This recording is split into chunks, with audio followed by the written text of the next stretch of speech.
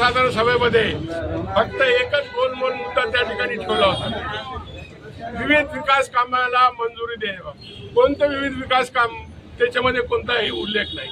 एखादा विकास काम तुम्हाला करायचं असेल तर साहेब माजलगाव रोड पासून तर साई मंदिरपर्यंत रस्ता करा. म्हणजे आपण त्या ठिकाणी कोणता रस्ता करायचा आहे, कोणता विकास करायचा आहे त्याच्यामध्ये उल्लेख करतो. पण हे अजेंडेमध्ये एकच इश्यू ठेवला आणि त्याच्यावरती गोलमोल म्हणजे याच्या माध्यमातून म्हणावं तसं काम करायचं आणि भ्रष्टाचार करायचं. मोठे प्रमाणावर आज 6 महिने झाले गावात शौचता हे नगरपालिकेच्या अध्यक्षांपासून शौचता बरोबर कचऱ्याचे ढिगा गावामध्ये पडलेले, पाणी नाही वेळेवर, ईदच्या दिवशी पाणी सुटला नाही. सर्वात महत्वाचा गोष्ट म्हणजे पाथरीचे सर्व जनतेचे जीवनाशी खेळतात. ब्लिचिंग पावडर सुद्धा पाण्यात नाही. त्या ठिकाणी फ्रुटीसचा सुद्धा वापर या ठिकाणी केला जात नाही. अध्यक्ष आणि ते सगळं डिझल जे काही आहे आपल्या गाड्यामध्ये नगरपालिकेतून टाकतो.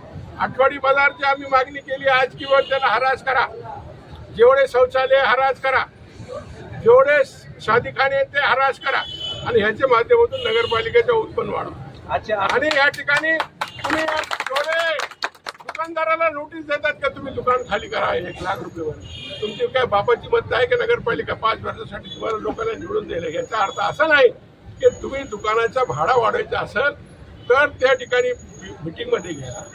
मिटिंगमध्ये घेतल्यानंतर सर्वसाधारण सभेमध्ये मंजुरी घ्या आणि त्याच्यामध्ये भाडा वाढ करून घ्यायचे असेल तर भाडा वाढ करून घ्या. पण दुकानदाराला तुम्ही एक प्रेशर टाकता.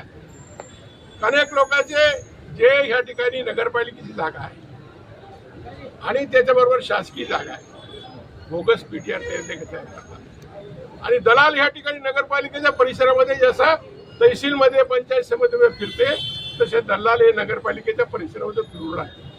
तुमचं काय काम आहे ते आधीच इथं सांगतं गेटवर आणि मग त्याला घेऊन वर जाते आणि त्याच्याकडून 1500 रुपये वसूल करते. तर हे जे परिस्थिती नगरपालिकेमध्ये पाण्याच्या संदर्भामध्ये, स्वच्छतेच्या संदर्भामध्ये, जे दैनंदिन जीवनाचे प्रश्न आहे त्याच्या संदर्भामध्ये जे काही विकास कामं करायचे त्याला आम्हाला पाठिंबा आहे. पण त्याच्यामध्ये उल्लेख पाहिजे कोणता रोड तुम्हाला बांधायचे आहे, कोणत्या शादीखान्यामध्ये तुम्हाला काही तोडायचे आहे पुन्हा बांधायचे.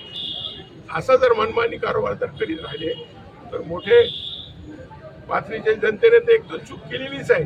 पण हे निश्चितपणे हे चूक भरून काढण्यासाठी आमचे प्रयत्न राहील आणि 1 वर्षाच्या आत आम्ही हे चूक भरून काढू. आज सभागृहामध्ये मेजॉरिटी नव्हती. मेजॉरिटी नसताना फक्त त्याच्या बाजूने 9 नगरसेवक होते, आमच्या बाजूने 12 नगरसेवक होते, 13 आणि ते बळजबरीने ठराव मतदानाला न टाकता पडून गेले.